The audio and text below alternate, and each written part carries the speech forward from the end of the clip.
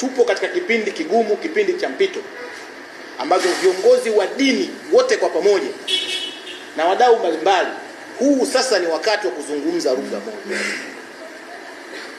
Lugha gani ambayo tunapaswa kuzungumza? Tunapaswa kuzungumza lugha ya mshikamano katika kulingania amani, kuhubiri amani, kuhubiri utulivu na kutengeneza maridhiano ambayo yatatawaliwa na hekima na busara, yatathamini utu wa Mtanzania, ili sisi kama taifa tuweze kuwa ni kisiwa cha amani, tuendelee kuwa ni sehemu salama.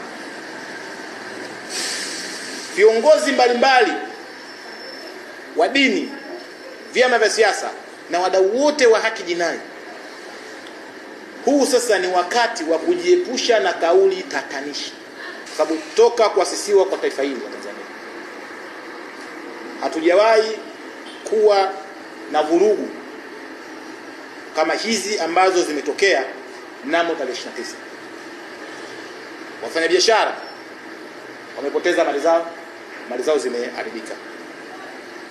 Baadhi ya wananchi, ndugu zetu, vijana wenzetu, wadogo zetu, dada zetu, kadari ya Mungu imewapitia, kama tulivyosema kwamba mauti faradhi, basi wameweza kukumbwa na hiyo hali ya mauti na amekwenda mbele za haki.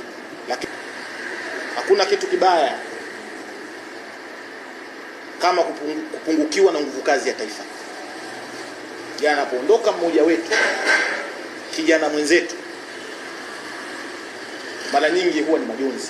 Tumejifunza kitu, ukiangalia katika jeshi la wananchi wa Tanzania, tumeona namna gani walivyoweza kuidumisha amani.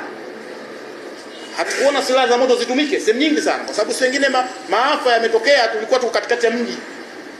Lakini tumeona walikuwa wanazungumza na watu kwa njia za diplomasia, bwana, watu watoke waende majumbani kwao, na hata walivyokuja kuweka amri ya saa 12 kwamba yule akitoka saa 12 maana yake kuna adhabu za kijeshi au hizo na bofosi ambazo zilikuwa zikitumika.